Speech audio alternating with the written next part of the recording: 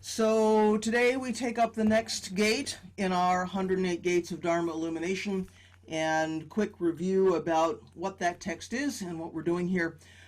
The 108 Gates is a chunk of text which was included in Dogen's Shobogenzo in the 12 fascicle version. It is actually a piece of a much longer text called the Sutra of the Collected Past Deeds of the Buddha. And this got stuck down in the Shobogenzo. There's a paragraph following it in which Dogen encourages us to investigate all of these gates. So the main part of this text is not Dogen's writing, but clearly it felt important to him somehow that we investigate these gates, and it got included there. So what I have been doing is taking one gate per week and sort of talking about that, what that might mean for our practice.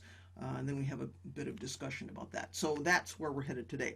Today we're up to gate 44, and the gate statement says, right means are a gate of Dharma illumination, for they are accompanied by right conduct. So as usual, I went and looked at the kanjis for these things. Any translation is one person's interpretation, so it's nice to see kind of what's the larger context. And a more complete translation of this gate would be something like guiding all beings using skillful means, proper skillful means, results in all beings being equipped or prepared to engage in right conduct or right behavior. So as usual, first let's look at skillful means and what that whole part means, and then we can see how that results in right conduct. There are always two halves to these gates, so it's helpful to look at each half and see how they come together. So you may know skillful means as upaya in Sanskrit or as hoben in Japanese. Sometimes it's expedient means. This is a term that occurs fairly frequently in our texts and in our practice. So this is probably not new territory, but the basic idea is that we can use our own specific methods or techniques or something that fit a particular situation in order to move ourselves and all beings toward liberation. So depending on who we're talking to, depending on where we are, what the circumstances are, it's fine to be a bit creative if we want to use a sort of a modern phrase for that, right? We need to not be departing from teachings. We need to know what the teachings are, but there is more than one way to move people toward liberation, and that's what this whole expedient means thing is about. So sometimes teachers need to get our attention. In order to get the Dharma into us, first they have to get our attention. So they may do something which feels exotic or feels unusual or something. If they're reading the audience right, they know, there's certain things we need to do in order to hook people in, keep them, on track with practice or with the Dharma. So they may use some particular term, some particular technique with beginners, for instance, that they may discard later on. Once we've been practicing for a little while, maybe we don't hear about that anymore, or that's something we can sort of let go of once we get started. For instance, when I talk with the general public about practice, I don't say zazen. Nobody knows what that means. I might use the term meditation, even though our zazen is not meditation. In that moment, the skillful means are use terms people understand. People have some idea what it means to sit down and do something called meditation. If I say zazen, it could be anything.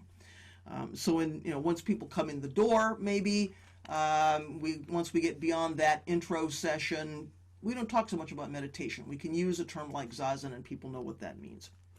So skillful means can get tricky because it is certainly possible to wander away from what the Buddha taught in our efforts to be accessible. And this is an open question, by the way, in Western Dharma practice, right? Like, how do we take something which is, medieval and Asian and make it accessible in the modern West? And are we doing that in ways that are skillful, or are we losing something? Are we departing from teachings? Are we distorting teachings? Kind of what's happening there. So it's possible to depart from what the Buddha taught, what our ancestors taught, and convince ourselves that this is somehow skillful means. So it really takes attention, and I think it takes some dialogue. We need people reflecting back to us as teachers what we're doing, because it's really easy to go off the rails and do that with the best of intentions. So skillful means can be a bit tricky in that way. What should be happening is that even though a particular view or a particular teaching is, provisional, it's not the ultimate absolute truth, still it might be expedient. It might be helpful in moving people towards practice or in keeping people engaged in practice. So it's something we use provisionally or for now, knowing that it's moving us towards something which is perhaps larger or perhaps deeper or something. So one aspect of this is that the Buddha or our teachers or our ancestors can teach and lead in this way because they themselves are deep practitioners. They themselves have some insight. Perhaps they see something we don't see, and in order to move us there, they're using some provisional means or skillful means. So they know how to make use of everything they encounter, or their own perhaps karmic conditions or our karmic conditions. They're using everything that's at their disposal to reach the audience that's in front of them. So wherever we are in our practice, whether that's today or how experienced are we, what do we have familiarity with, what's our culture, what's the time, all of those things are things that can help, right? They're skillful means. Good teachers also know how to explain to us some pretty complex teachings in simple language, or at least in ways that we can take in, right? So, you're not going to start at a really high-level, abstract, theoretical thing. You're going to start with day-to-day life. So how do we explain something like emptiness? Goodness, you can't just, you can't take a beginner and start with emptiness, right? It just doesn't make sense. So how do we build people's confidence and competence in the teachings and in the Dharma? So a good teacher knows how to describe something which actually can't be described in language. We can't describe emptiness, right? Because we've said here many times, as soon as we put words on something, we're putting a box around it, and something like emptiness has no boundary. As soon as we say emptiness, then there's something which is not emptiness, and we know somehow that can't be. So it takes some skill, right, to use language to explain the ineffable. And a good teacher has some experience in that and knows how to do something with teachings that can't really be captured in words. And just as an aside, I think that's why in our tradition we have stories about teachers acting out in particular ways, right? Behaving in particular ways or taking particular action because words can't do it, right?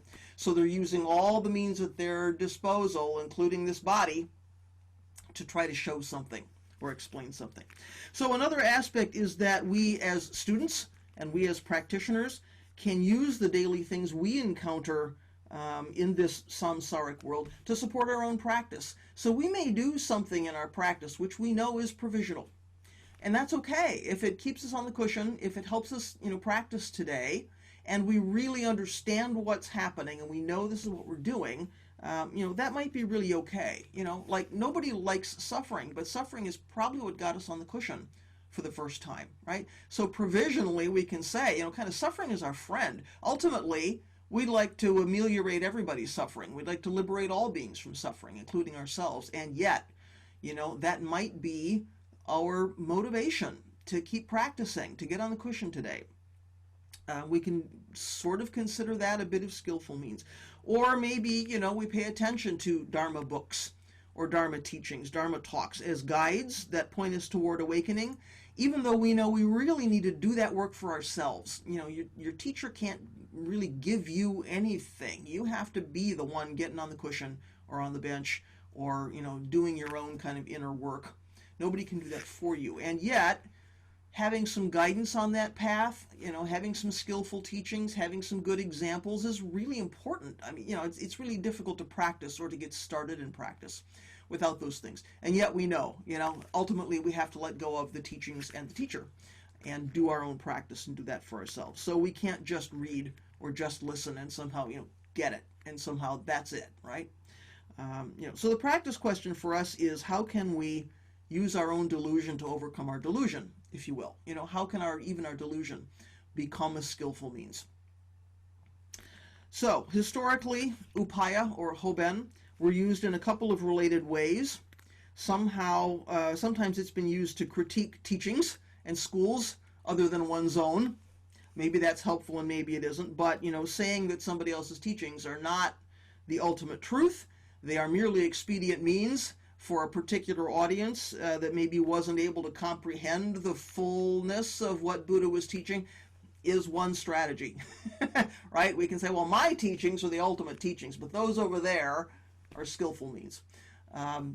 Maybe that's respectful and maybe it isn't. We don't need to spend a lot of time there, but that has happened. Also, the Chinese used upaya as a means to classify teachings or organize Buddha's teachings. So each teaching was seen as an expedient way to deal with the shortcomings of the teaching that came before it. So it's, there's this kind of linear progression, or this kind of string of teachings, and each one is supposed to be an improvement on the one that came before it. So, all of those things being skillful means. And it also pointed to the more complete teaching, so each teaching is supposed to make up for the shortcomings of the one before it and point to the more complete teachings of the one after it. So this thing becomes a chain. This thing becomes a series of interconnected pieces, right? So supposedly it led from the most simple teachings to the most profound teachings. So this was one way that skillful means were used, which is kind of interesting historically. In any event, we know as bodhisattvas, skillful means are huge for us. We hear about skillful means all the time. The bodhisattva needs the wisdom and compassion to see how to gear a particular teaching to the needs of the people in front of us. How do we use wisdom and compassion to sort of gauge what's the experience level of the people I'm talking to, what's the ability of this group of practitioners, how do I make the Dharma accessible? So the point is to use any expedient means in order to liberate beings from suffering or introduce them to the Dharma, whether that's something we're doing overtly or something we're doing subtly, right? We're not all running around evangelizing for the Dharma. Whether we're teachers formally or not, that's kind of not what we do. And yet, carrying our practice into the world can be an expedient means, right? It can lead people to the Dharma, or it can at least make somebody take a step back and say, there's something here I need to think about. And we've probably all had that experience. Once you start to practice, your friends may have said to you, what's going on with you? You seem to be more, you seem to have more balance, or you seem to not get triggered, or, something. So simply doing your own practice with no real intention to guide anybody else is sometimes helpful. That in itself can be helpful. So with expedient means, we're working with the potential of various different people by speaking differently, acting differently according to the specific karmic conditions that are in front of us, right? So in chapter 25 of the Lotus Sutra, the Buddha describes how Avalokiteshvara changes his form in order to meet the needs of whoever he's trying to help. So there are lots of stories. And it's not only Avalokiteshvara, other bodhisattvas, of course, do this too. There are stories in the tradition, whether they're coming from sutras or they are vernacular medieval Asian Buddhist literature, about bodhisattvas appearing in various forms. They appear as small children, they appear as animals, they appear as divine beings. And at the end of the story, only then does it, become clear that this is actually a bodhisattva who's taken a particular form in order to guide that person, or somehow help that person toward the Dharma or toward liberation. So that mysterious monk figure, that mysterious child figure, often turns out to be a bodhisattva, and that's one kind of bodhisattva skillful means. And it's a entertaining, quite overt form of skillful means. Sometimes skillful means is used to explain the behavior of crazy monks, right? Teachers in the tradition who do things that we don't expect or behave in some kind of exotic way. Maybe they answer questions in ways that don't make sense. They use words in ways that don't make sense. They hand you a candle so that you can see your way home, and as soon as they hand you the candle, they blow it out, and you go, what's going on, right? There's all these stories about teachers or monks or Buddhist figures doing things we don't expect, right? Maybe they seem to break a lot of precepts. This seems to be like, why are you doing that? The precept says we should act like this, and you're doing the opposite. Even though they're supposed to be religious figures or religious or monks or teachers, right? So we have a lot of this in the tradition, And frequently, the point of those stories is somebody was using skillful means in order to break somebody's preoccupation or open their eyes to something or move them toward the Dharma or toward letting go of suffering, right? So if these things really are being done skillfully, then they're being done to break us out of our habituated thinking, right? We're going along, we expect a certain kind of behavior, we expect a certain kind of teaching or something to happen, and somebody does something kind of crazy, right? And it breaks us out of our thought patterns. We get to see something differently. So suddenly having the rug pulled out from under us can open our eyes to the nature of suffering, to the nature of self, makes us kind of look up and say, what's really happening in the universe? Maybe we get some little bit of insight into the way things really work based on somebody's skillful means. So, of course, the challenge is to know whether somebody's behavior, if someone's behaving in an eccentric way, is that behavior skillful means or is that delusion? Is that somebody's mistake? If somebody's breaking a precept and this person's in a position of authority, is that a demonstration of not holding too tightly to rules, or is that somebody's really made a mistake, made a harmful mistake? That's always a challenge for us. You know, in the teacher-student relationship, whether that's a formal teacher-student relationship or that's just things we're aware of in the world, that's a tough question, and it's always going to be a tough question. I can't tell you, here's the answer, right? This is what goes on in human communities. So skillful means can be tricky. We can convince ourselves that our teachers are doing things for somebody's benefit where, you know, we don't know. We can convince ourselves we're doing things for somebody's benefit, you know, and underneath that there's some delusion happening. So skillful means is tough. It's something that we have to kind of consider carefully. So there are two famous metaphors in the Buddhist tradition that illustrate upaya, skillful means. One is the burning house, and the other is the empty fist. And you've probably run across both of these, because these are famous things. But the burning house, to quickly review, comes from the Lotus Sutra. The Buddha describes a father who lives with many, many sons in a large house which is crumbling. This house is falling apart. Eventually, in the midst of the crumbling and the falling down, this house catches fire. So we have a lot of stuff happening here in this house. It catches fire. The father is doing everything he can to get these sons to look up from their playing and their distraction and get them out of the house to save them. And somehow they're so absorbed in their toys and in their playtime that they're not paying any attention to him. So he's trying everything he knows how to do. He tries one thing after another to get these sons out of the house. Finally, he says to himself, I know what kind of toys each of these sons likes best.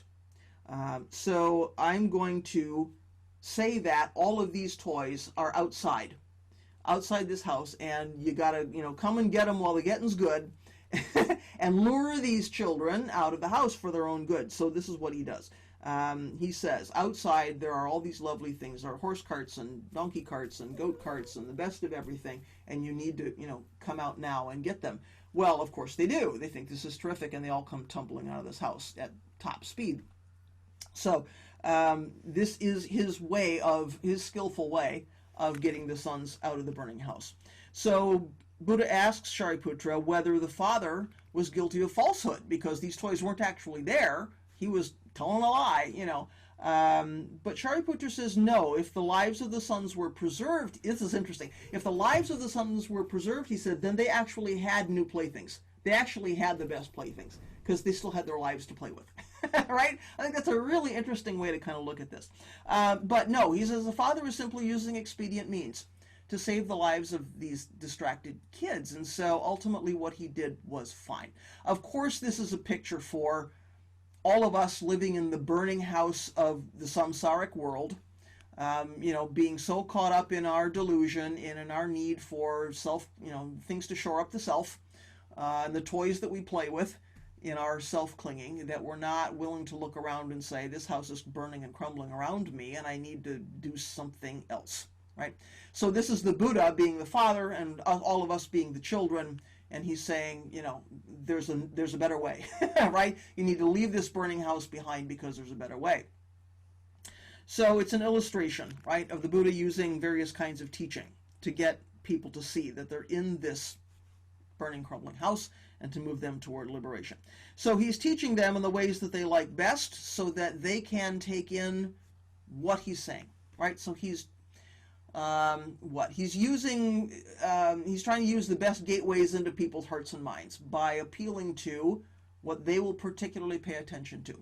Because, one of the images in this story is, well, there's several kinds of carts outside the door. Many fancy carts outside the door. 3 of them in particular. And of course, these things are supposed to be the 3 branches of Buddhist teaching, Vajrayana, Mahayana, Theravada, right? So it's a way to say there are 3 kinds of Buddhist teaching, and they're all expedient means, and, there's only really one set of things that Buddha is teaching, but we're going to, make it look like 3 different things because we're going to appeal to different people in different circumstances. So in the sutra, the Buddha actually explains these 3 vehicles, or these 3 kinds of beautiful carts, as 3 kinds of expedient means. So he says, first the Buddha preaches the 3 vehicles to attract and guide living beings, but later he employs just the great vehicle to save them. Why? The Tathagata possesses measureless wisdom, power, freedom from fear, the storehouse of the Dharma. He is capable of giving to all living beings the Dharma of the great vehicle, but not all of them are capable of receiving it. Shariputra, for this reason, you should understand that the Buddhas employ the power of expedient means. And because they do so, they make distinctions in the one Buddha vehicle, and they preach it as 3. So here's how this sutra is explaining how we have so many kinds of Buddhism, and in particular these 3 kinds. So that's the burning house metaphor. Very famous, you've probably run across it. I think maybe lesser known is the empty fist, as an illustration of expedient means. So in the empty fist metaphor, Father holds up his empty fist, saying there is something inside of it, and he's doing this to get his crying children to stop crying. So he's holding this thing up in order to kind of distract them from their crying and their suffering and say, there's something in here. There's something interesting in here. So sometimes he's holding golden leaves in his hand to give the impression that there's something gold inside. So he's just holding leaves. But he's giving the impression there's something precious in here, right? There's something important, something glittering, something attractive in here. It's a popular metaphor because emptiness is one of the things we so often have to approach by skillful means. As we were just saying a moment ago, we have to kind of think about how do we explain emptiness to people. So this fist, being supposedly empty is a useful means for that. So we so often hear that all teachings are expedient means. So the teachings themselves are empty of any kind of fixed substance, right? Which is kind of a basis for skillful means as a thing, right? We can't cling even to the teachings because even the teachings are empty.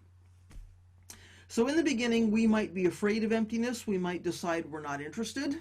It's too complicated. It changes how we think about the self, right? If this self is empty, who am I, right? This can be kind of disconcerting. So we might decide we're not so interested in emptiness. And teachers have to get our attention somehow, right? They have to point us toward this as an important teaching and say, we need to pay attention here.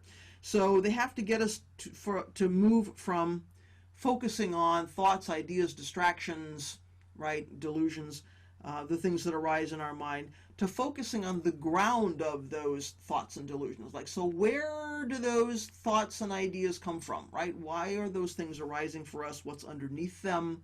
How are we grabbing our thoughts and interacting with our thoughts to create this sense of self, right? They have to sort of get us to want to look at that and decide that that's important in our practice and important work. So thinking that somehow there are some golden teachings inside this empty fist can attract us, that can motivate us to practice, keep us from crying, right? Like the children, sort of help us let go of suffering, and suffering can let go of its grip on us. And at some point then, we understand emptiness, right? We can let go of delusions and suffering, and we can let go of the teachings. We can kind of let go of the fist, right? But somehow we have to get started on that path, right? We have to get started in that work.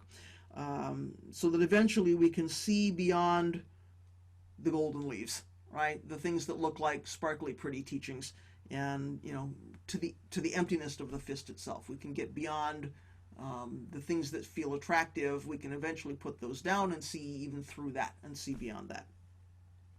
So while we acknowledge the existence of skillful means, we also know that we can't get stuck there.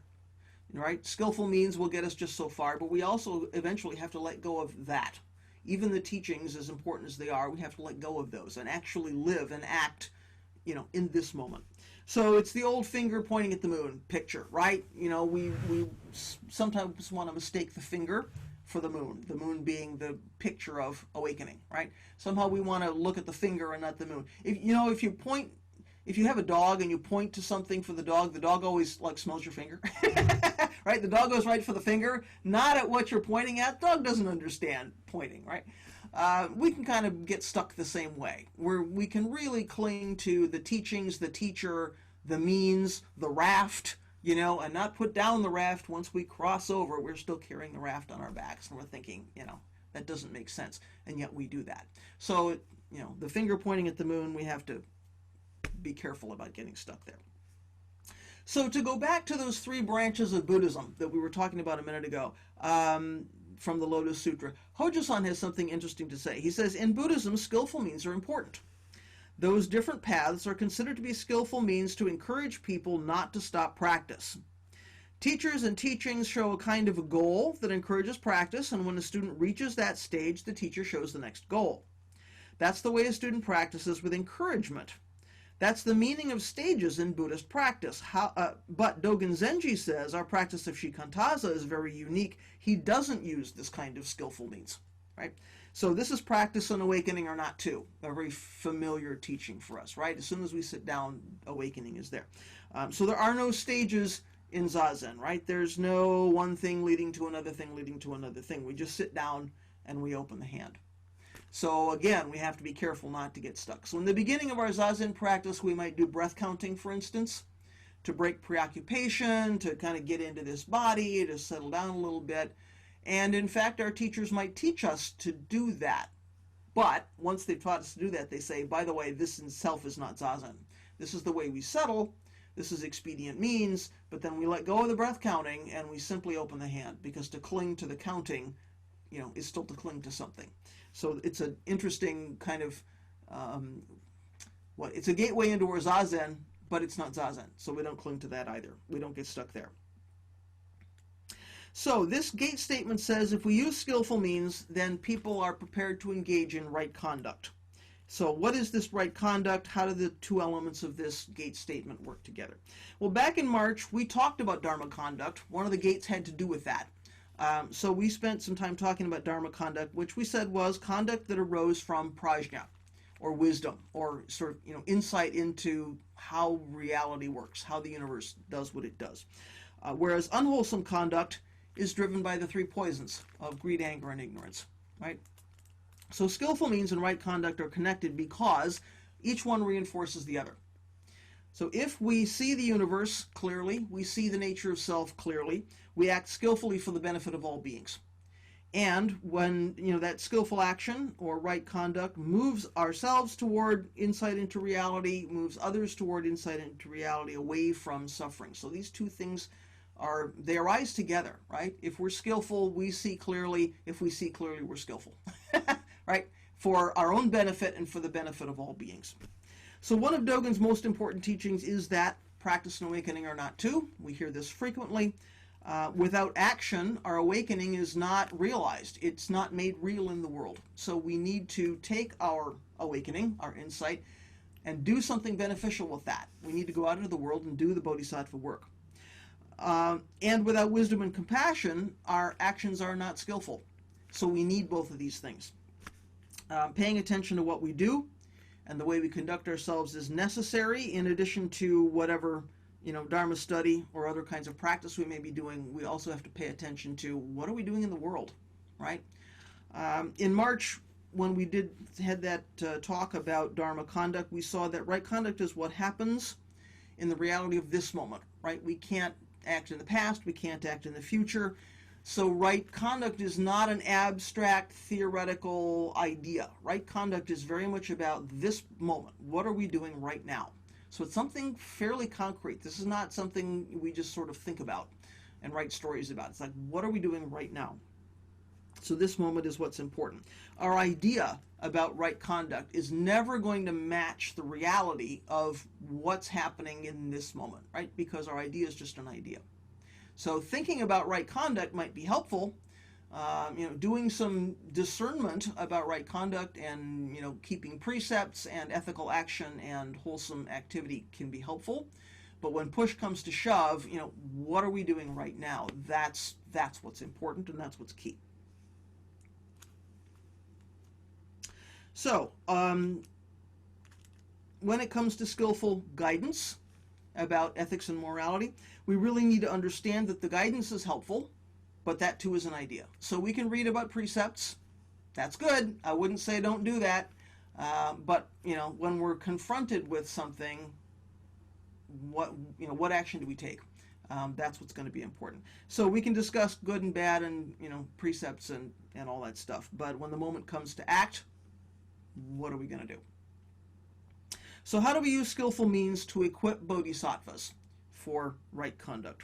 Those skillful means need to provide guidance on two things, on interconnectedness and on cause and effect.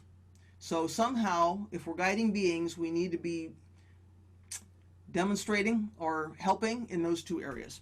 So it's important to understand interconnectedness from the point of view that what we do affects others. And we kind of know that, and sometimes we deeply feel it. But that's really important here. So that's one aspect, and we have to understand it from the point of view that our suffering or our unhappiness or our unease is not something that randomly arrives on the doorstep. It's not disconnected from us, right? It's not something that gets imposed from somewhere. So those two aspects of interconnectedness are important. It might seem like what we do, what others do, is disconnected. Like there's just no real connection there. Or that what we do is our own business. Nobody else needs to care what we do or sort of get into our stuff. Or it might seem that our actions and the results of our actions are not connected.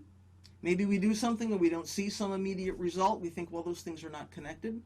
But it's difficult to live ethically if we don't understand that what we do has a bigger footprint than our immediate self or our immediate feeling about what's happening or even what we can see as a result of what's going on. If I think that I live and I act in isolation, then it doesn't really matter what I do and I don't worry about my effects on other people, right? But if we see clearly, we see that's not actually what's going on.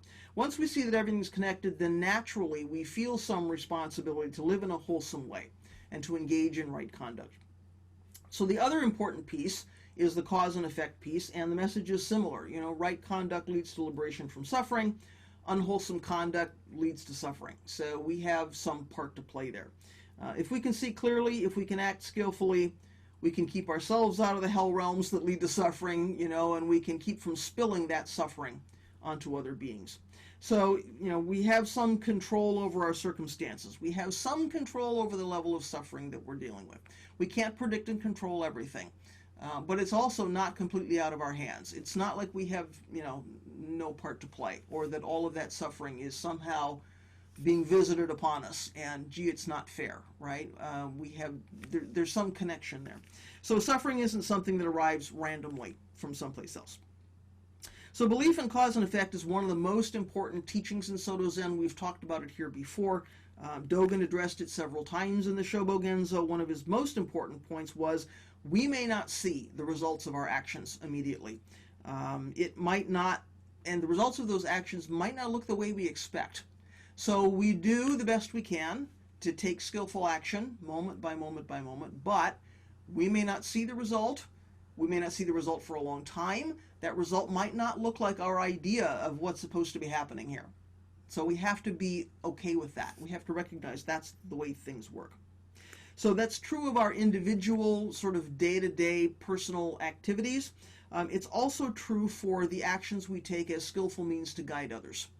So we may want to set a good example. We may want to give somebody a hint in the Dharma, and we may or may not see a direct result of that, or the result might not be what we expect. So we do the best we can to guide other beings, to recognize interconnectedness, to recognize that their actions have consequences. Again, might be overt, might be subtle, right? We do the best we can to lead and guide and move through the world in that way, but we can't cling to the outcome of that, which makes this work a challenge, right? I mean, it makes our bodhisattva life a challenge. We can't always predict and control what's going to happen as a result of that guidance. So whether we're formally teaching or we have just an aspiration as bodhisattvas to move through the world in a wholesome way, we don't know what's going to happen as a result of that, but we know something will. So this gate applies to us whether we're teachers formally or not, because as bodhisattvas, our aspiration is always to model right conduct, right? To model good behavior. So when we receive precepts, or we participate in the monthly Ryakufussatsu ceremony in which we sort of renew our aspiration to follow precepts, we always hear the Kyoju Kaimon, which is Dogen's teaching, Dogen's text on the precepts. He gives some instruction on the precepts. Among other things, the Kyoju Kaimon talks about the 3 pure precepts: embracing moral codes, embracing beneficial actions, and embracing all living beings. So those are, right, the 3 pure precepts. In the section on the second one, embracing beneficial actions, it says that this in itself is awakening. So simply acting in a beneficial way in the world is in itself manifestation of awakening, and this is the way in which one should practice by oneself and the way in which one should lead others.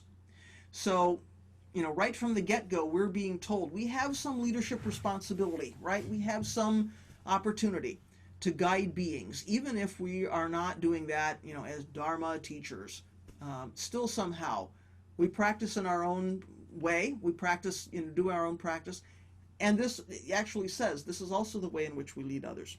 So we're all responsible for providing some kind of guidance or holding the space, maybe, in the world, about non-separation and about cause and effect, and that's our job all the time, which is difficult, right? Not necessarily by giving formal instruction. I'm not saying we all should be going out and evangelizing. We need to not be heavy-handed about this.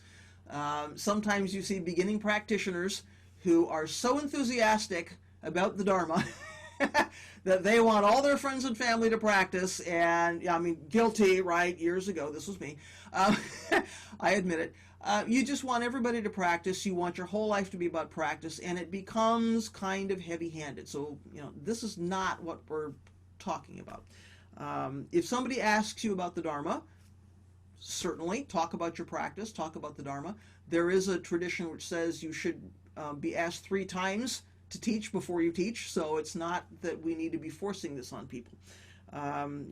Simply doing actions in the world which help other beings is skillful means, right? Simply bringing that into the world is skillful means. Those beneficial actions equip other people to take beneficial actions, right? What is the space you're creating? What is the space that you're holding by what you are doing in the world? It's actually pretty powerful. Even though it feels like you're not doing anything, you're simply doing your practice, you are providing skillful means. You are providing guidance for other people. As bodhisattvas, we're always demonstrating, I hope, how to move through the world in a wholesome way, with wisdom and compassion, right? So not because, we're not doing this because we're better than others, we're not doing this because we're fully realized beings and all these poor, benighted, ignorant people need our help, right? That's a really kind of a condescending, arrogant attitude. That's not what this is about. We're just doing this because wisdom and compassion are what happen when we see clearly, when we see how the world works, when we ourselves see interconnection and cause and effect. This wisdom and compassion arise naturally. We move through the world in a wholesome way because we see what's going on. So our challenge is to do this in a way that's not self-conscious. That's not about, look at me, what a great, wonderful, practitioner I am. I'm healing the world by my, by my very presence. Well, you are, but you can't get stuck there, right? So we've got to be doing these things without clinging to self, without clinging to ego, which is part of the whole wisdom and compassion piece. So, for instance, when I travel for the Red Cross, some of you may know, I just was doing this. I was in Portland doing disaster relief with wildfires.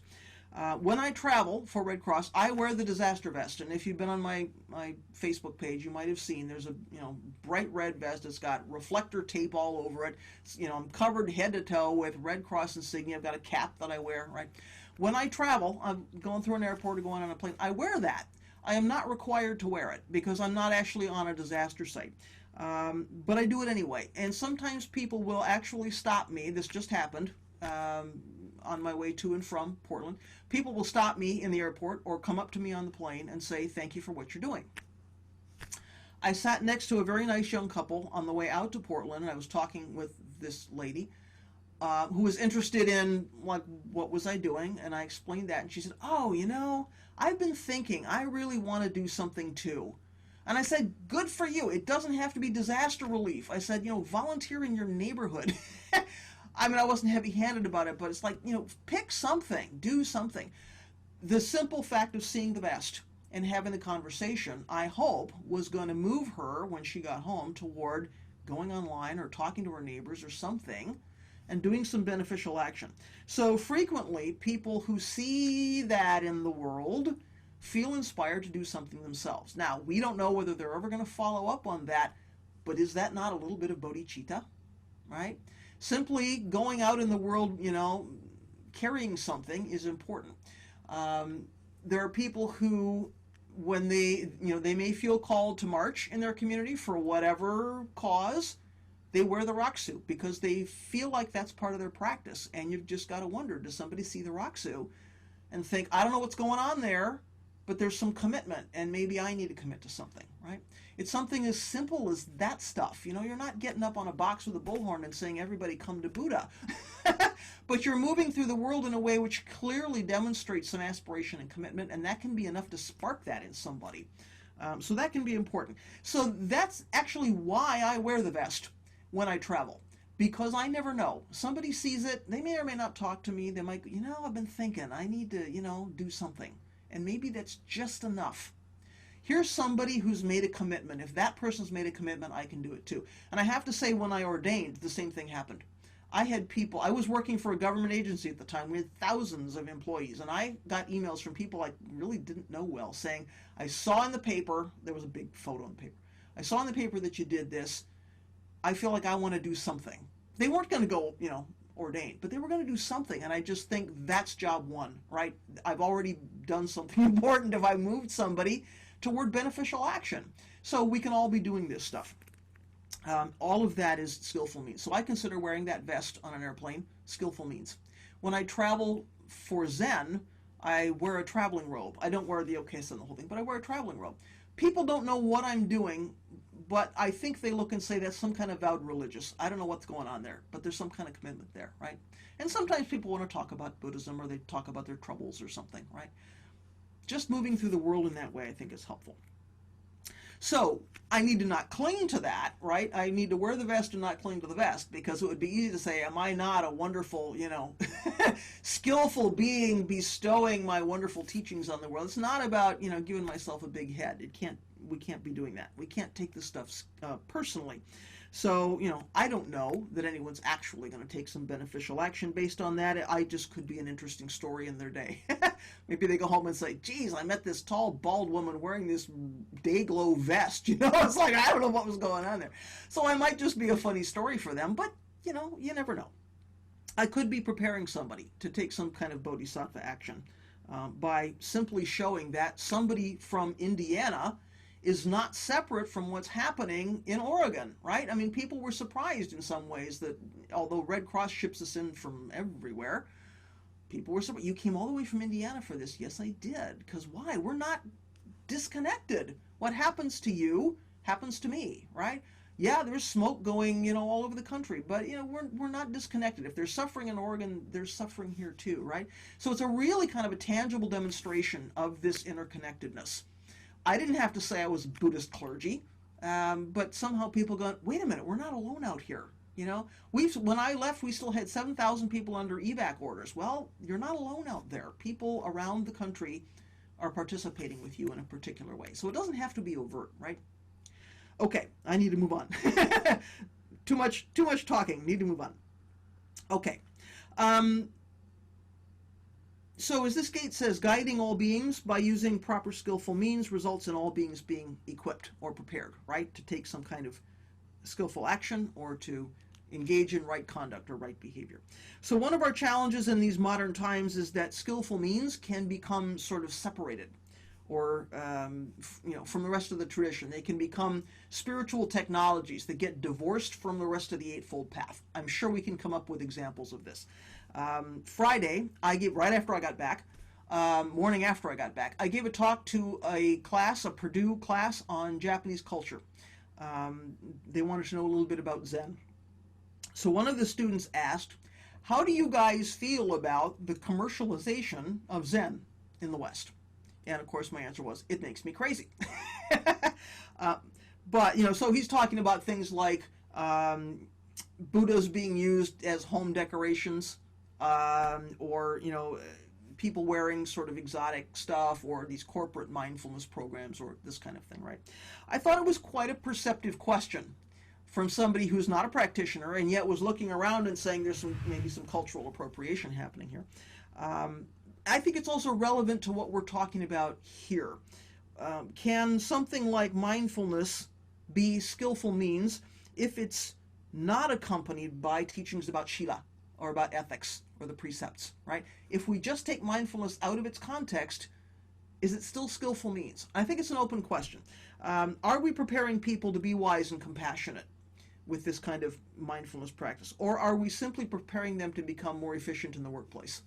Or more focused on themselves, perhaps? Why do people take up mindfulness as a thing, right? What are we actually preparing people to do? So people can learn mindfulness from an app or from a YouTube video or something like that, and one could legitimately argue that they are being exposed to some kind of dharma that maybe they would never hear about in any other way. Maybe they would never go into a dharma center, never meet a practicing Buddhist, whether you call yourself a Buddhist or not. Maybe this is the only way they would ever come across these kinds of teachings, and in that way, maybe it's a skillful means, because we're sharing the Dharma in a particular way. But using mindfulness to increase your ability to pay attention can make you a better bodhisattva, but without the ethics, without the rest of that context about wisdom and compassion, it can make you a better assassin, right? I mean, it can make you better at whatever it is you're trying to do, but without the ethical component there, how are we using that mindfulness? How do we decide what action to take, right? How do we know how to move through the world? So, mindfulness in the Soto Zen tradition, as you know because I've talked about this, is not about fully experiencing eating an orange or something. It's about remembering what Buddha taught. It's about remembering to practice. It's about remembering the vows, whether we've formally taken them or not. That's what mindfulness is about for us. So when we take that out of context, what are we doing? So I think it's an open question. I don't think that's an easy answer. Mindfulness for us is not about paying attention to your blood pressure, but if that's what moves you toward beginning to think about what's the relationship between small self and universal self, well, maybe that's a skillful means. So kind of an open question. There are also some interesting questions in this gate, I think, about Sangha building. What do practitioners need to know and know how to do in order to take their practice into the world? These are things we can think about together as a Sangha. What do we need to be, what kind of competency do we need to be building in the Sangha? How do we make a strong Sangha that holds together and acts skillfully in the world? How do we equip our novices to be good Dharma teachers, right? How do we teach them to use all of their karmic conditions to share the Dharma in the world, right? What do they need to know and to know how to do? I think all of these things are open questions. Now, as the incoming leader of Sanchin, of course, I'm thinking about these things all the time. I think that's my job. But I think they're relevant for the board and for the Sangha and for all of us who practice together to sort of consider how do we use skillful means? What are skillful means? How do we use them to equip people to go out in the world and do the bodhisattva work they need to do? So I'm hoping that over time, some of that discussion continues to happen. So it's top of the hour. I need to stop talking and let you talk. So what would you all like to say or ask about skillful means, right conduct, right behavior, whatever is kind of bubbling for you this morning? And remember to unmute yourself so we can hear what you have to say or ask. Somebody's got a question. Mahesh, go ahead. Yeah, thank you for the talk. So my question is around compassion. Um, uh, what if compassion doesn't come naturally to you? I mean, you look at other people suffering, you can relate to it, but then for acting on it and going out and helping them, if it doesn't come naturally to you, how do you develop that? Mm-hmm. Well, there are lots of kinds of beneficial action. One of the most important and simplest, I think, is to not spread suffering. So it might be that we can't go out in the world and directly ameliorate somebody's suffering, but what we can do is not spill our suffering onto other people. So job one is do our own practice. That in itself is a compassionate act. Every time we can head ourselves off from doing something which is self-involved, from doing something unskillful, from indulging our anger, from not seeing our own interconnectedness, that in itself is a compassionate act. So I think we can all take some encouragement from the fact that we're practicing, however, whatever our practice looks like, is job one, in compassion. Now, how do we cultivate some motivation to go out and do something for other people? I think the important thing about that is not to have an idea about what that looks like, right? Because if we think what compassionate action looks like is I put on a Red Cross vest, I give up 2 weeks of my life, and I get on a plane, most people can't do that. And we would say, well, we're never going to achieve that. So doing some beneficial action in the world is not about I have to give $1 million to the new hospital wing or I have to do something huge. It can simply be I'm going to hold the door for somebody whose hands are full. I'm going to say a kind word to somebody who looks like he or she needs a kind word, right? I mean, compassion is this, and it's also this, right? So I think we need to let go of an idea about what compassion looks like, because if we have an idea about compassion, we have an idea about self. I have some idea about what I look like being compassionate. And as soon as I have that idea, I've stepped back, right? There's a barrier, right? So I think we have to drop the barrier. If we simply do our own practice, moment by moment by moment, cultivate our own wisdom, begin to have some clarity about how things work and that things are connected and, all the nature of three poisons and all of that stuff, compassion arises by itself. So cultivating compassion is not about sort of whipping up the motivation to go into the community and do something. It is simply about dropping the barriers between ourselves and others and putting our attention on having some insight into how the world actually works, the relationship between small self and universal self, and all of those things. So job one in cultivating compassion is do our own work. Naturally, we will carry it, right? As soon as we have an idea about what carrying it looks like, we're being self-involved. We have to drop the ideas all the time. We have to open the hand all the time. That in itself is compassion. I remember the day that I realized, I somehow had some flash of insight and said, not indulging in self-involvement, giving up the opportunity to build self is the most compassionate thing we could ever do. And it's like, wow, I didn't, it's like something kind of came together for me. So wait a minute, giving up the opportunity to sort of be rewarded for what we're doing is a really compassionate thing, because we're stepping away from I'm clinging to some idea of self, right? So we can start very, very small. Does that help, and do you want to follow up? Yeah, I think that's it. Thank you. You're welcome. What would others like to say?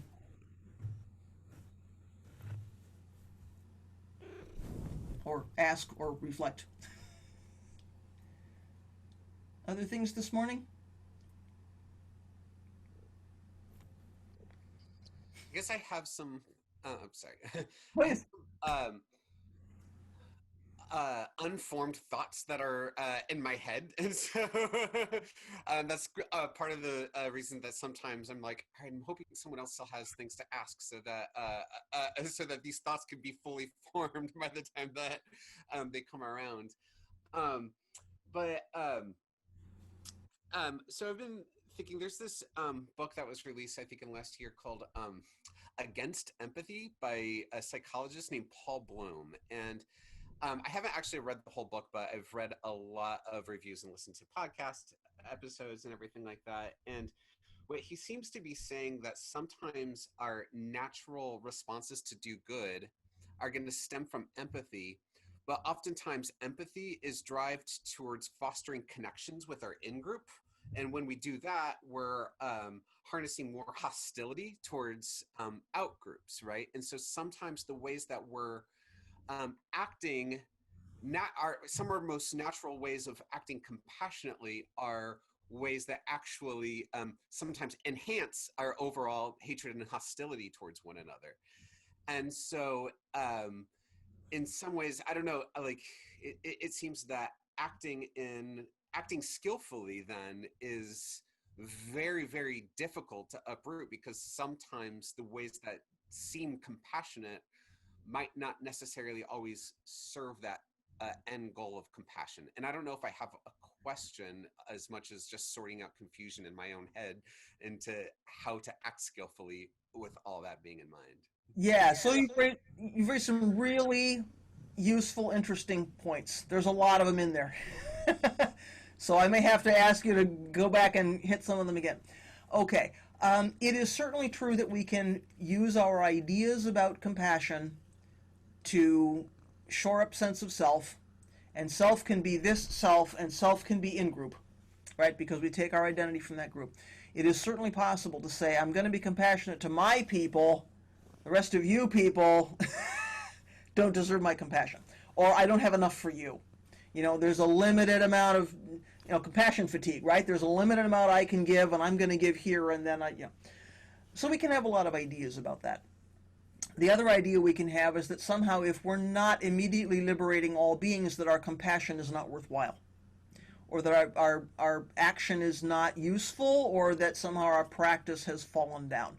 Well, we know from the Bodhisattva vows, our practice will always be incomplete. All right, beings are numberless, I vow to free them. Who's ever going to achieve that in this one human life? We know it's not possible. So we know that our practice is always going to be incomplete. That doesn't mean our practice doesn't have value. Right? That's what vow and repentance are about. That's why we have these two things together. On the one hand, we vow to save all beings, and in the next breath, we know we can't do it. So repentance is not, I'm so sorry, I'm a terrible practitioner, I can't liberate all beings. It is, this is a lifelong, endless practice, and I recognize that, so I'm constantly, renewing the vow. So I think we do have to be careful about in-group and out-group and self and other, because, if we're using compassion to reinforce separation, then we have an opportunity to look carefully at what we're doing. One of the things I notice about myself when I do my Red Cross work is the people I'm working with in the evac shelters are not people I would typically encounter and typically work with. When you look at the Red Cross website, what you see is lovely young suburban families, sitting on their cots. They've been evac'd out of a fire. The reality of who's in the shelter is you will not end up in a Red Cross shelter if you have any other option. If you have family and friends to take you in, if you have money for a hotel, you will not be in the Red Cross shelter. We are dealing with people who have no options. So these are needy people in many ways. They may have mental health issues. They may be, at the poverty line. It may be true that everything they own burned up, but they may not have had much to begin with. So, health issues. So they can be a challenge. And I think for me, it's really important in my practice to immerse myself in that community for 2 weeks, because these are 12-hour shifts. You are in the middle of it, and you have about enough time to get back to your room, clean up, eat a meal, go to sleep, and come back. So this is it's like sesshin. This is what you do. And it would be easy to say, well, these aren't my people. I'm here because I'm going to ride over the hill and save them, and in 2 weeks I go home and they're not my problem, and so I have to watch my mind, right? Because I would like to think I'm a compassionate person. This is why I'm here doing disaster relief. But it would be very easy to say my compassion goes just so far and then no more. So I think we often have opportunities to practice with that kind of impulse, right? It's going to arise because we're human. I think we can't beat ourselves up for it. I do think we have to be aware. Is my compassion extending just so far, and then am I using it to reinforce separation, right? True compassion, we don't get to choose who deserves our compassion. I'm connected with those beings on the cots. We're connected somehow with the people outside the in-group. It's when we don't recognize that we have a problem. It's when we don't recognize that compassion is actually limitless that we have a problem. Now we have an idea about compassion, and when we have an idea about who we are as compassionate beings. Can we open the hand? Can we drop that and keep dropping it and keep dropping it? So I think the things you're raising are interesting, important points, right? They are pitfalls in our practice potentially if we're not recognizing what we're doing, right? So, we can have some idea about what is empathy, what is compassion.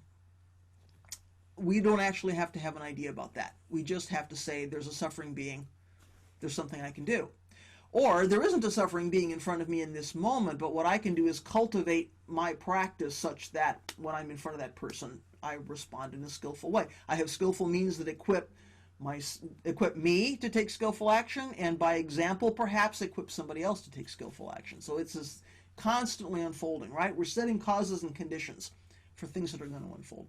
So I think we get to pay attention to what that looks like and what we think that looks like, right? Do you want to follow up on any of that? No, thank you. That's a really interesting book. I hope you'll report back. Other things people would like to say or ask? Hi, Mark. You're waving. Hi. Hi. Yeah, I actually had a response to the cooler mark. There's an interesting practice, a Tibetan practice called Tong Lin. Mm-hmm. And I mentioned it before in other groups within Sanchen. And it's an interesting practice in that it really helps you understand where you are and how you feel with that thinking of other groups, etc., and where your boundaries are. It's a very personal practice, but it's also at the same time a very universal practice. It's just simply you sit, you meditate, and you have objects in your meditation, and that you focus on somebody, usually a loved one, a pet, something, to where you see their suffering, and as you breathe in, you're breathing in their suffering, and as you breathe out, you're breathing out white smoke to alleviate their suffering. You're not really eliminating any of their suffering. But you're bringing your attention to those people in their plight. So that in of itself, you're thinking of other people, you're thinking of right means, etc., what you can do to help. Now, instead of thinking of a friend or a loved one, think of an enemy. Think of someone that you loathe, someone that you just really can't say a kind word to. And with all sincerity, bring up, take in their suffering and breathe out white smoke. That brings you into a little bit more alignment of seeing where you are when you think of the others. And it breaks down that barrier that you built, that we can build up and building a community or an echo, the echo chamber that we live in within the internet, et cetera, et cetera. And from that, it helps you. Personally, it helps me smile a little bit more when I see those people that I don't really agree with. Yeah, thanks for that. That is a well-known practice. It should have occurred to me. And that is a well-known practice in the Tibetan tradition, right? We also have things like chanting the Metta Sutta. Can we wish well on all beings? We've done talks here about benevolence, wishing well for beings. That's not always an easy thing to do. It means we have to drop some ideas, right? We don't want to be connected to those people over there we don't like, and yet we already are. So, in a way, compassion is already there. It just is not always something we want to recognize, right? Other things people would like to bring up this morning? Iris, please.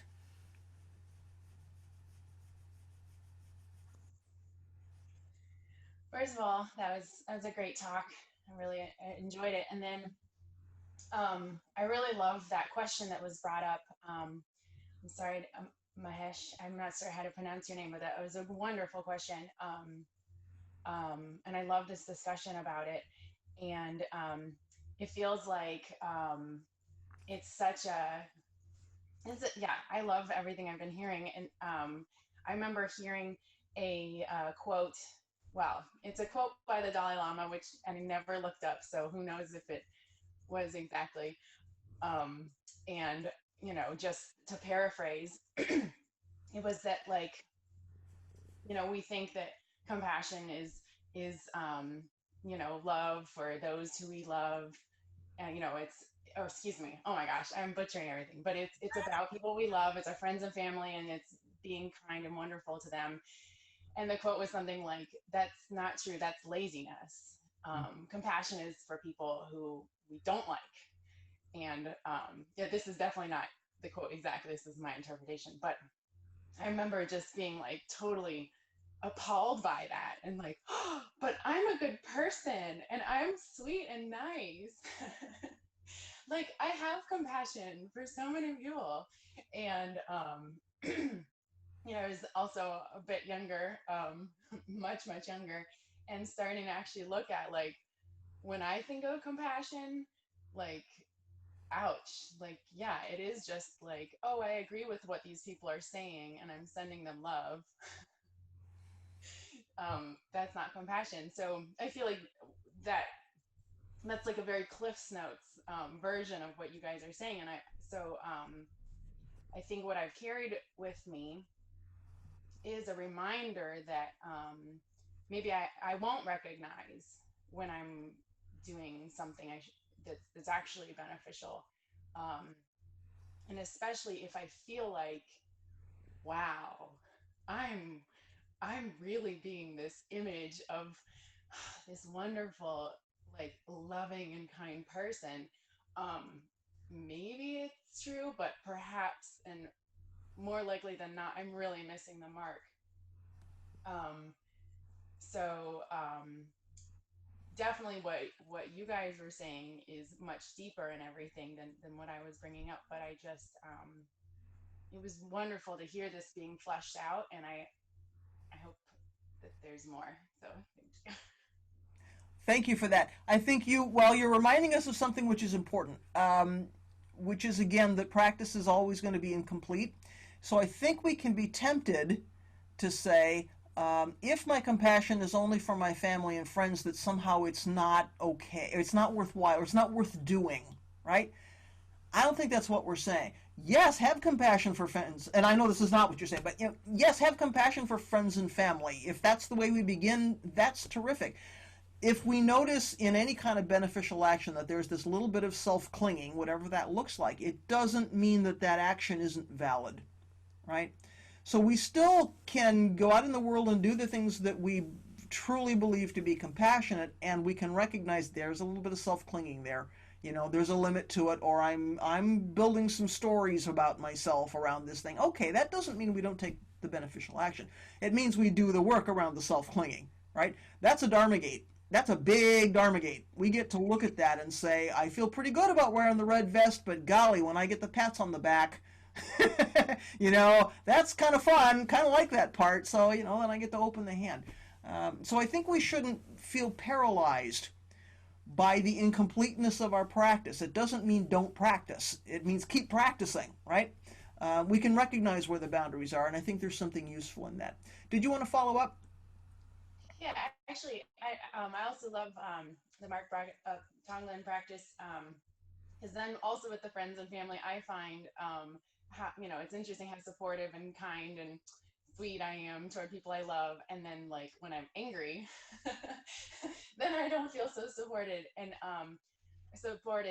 I have done that practice, not necessarily formally, but like in the moment, when I'm so angry at someone, like, could be like my husband, like, so angry at this person who I love, when I agree with him, and trying to do that practice and being like, taking, despite this wall of anger. And so I just find that really interesting, how it works, yes, for family and broader and broader. Thank you. Yeah, well, I mean, we can get pretty angry at the company that drops point source pollution into the river. And what do we do with that? Right? Especially if the enemy is a sort of a faceless, soulless corporation. I'm taking the biggest, most distant kind of example, right? What if I read something in the paper or see something online and I'm really angry at that kind of entity? It's like, how do I have compassion for that? Well, again, compassion is not condoning, and this is the other trap we fall into, right? Acceptance is not approval. We have to see clearly what's happening. We have to recognize that they're suffering. We have to recognize it was unskillful behavior. Can we look underneath that and say, that unskillful behavior came from the three poisons? We all fall prey to the three poisons. They did that thing because they were greedy and ignorant, probably. Right? They wanted to preserve, some kind of money, so they didn't pay to take care of this waste, whatever it was. They were ignorant that, they chose not to see the larger impact, whatever was going on there. Probably underneath that was three poisons. Well, we all fall prey to three poisons. We've all done something, out of our delusion, which comes out of the three poisons. That's the beginning. That's the kernel, right? That's the basis for compassion. I can have compassion, feel with compassion. I can feel with them. I maybe wouldn't have done that thing. I maybe don't have the same motivation, but I can imagine being in a circumstance where I was hijacked by three poisons and I dumped this stuff in the river. That's the starting point. That doesn't mean what they did was okay. That doesn't mean you're not going to, put on the rock suit and march down the street if that's how you choose to respond.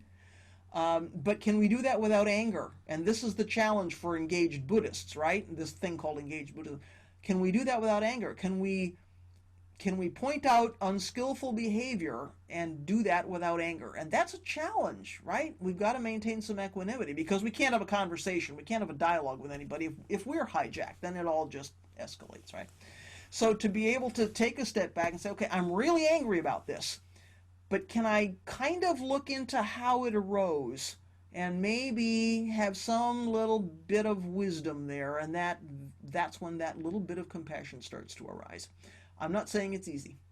But when we notice these things happening for ourselves, I notice anger arising, or I notice impatience arising, or I feel uneasy, there's dis-ease here somewhere. Can I not blame somebody else because this is my response to something? So I have to look at my own response, and then can I look at what they did, in terms of the human condition? Doesn't make it okay, maybe makes it a little understandable. A little bit of compassion can arise. And then, can I respond skillfully to that in ways that encourage other people to respond skillfully? If I respond unskillfully, I might be taking other people with me. If instead I say, there's a nonviolent response to this or whatever, I am guiding beings toward understanding interconnection and cause and effect. I mean, that in itself is a skillful thing to do, and that's what this gate is talking about. Other things people would like to say. These are great comments, by the way. Thank you for engaging. There's a ton to talk about in this gate. What would others like to say or ask? Anything else this morning? Okay. Thanks for a good discussion.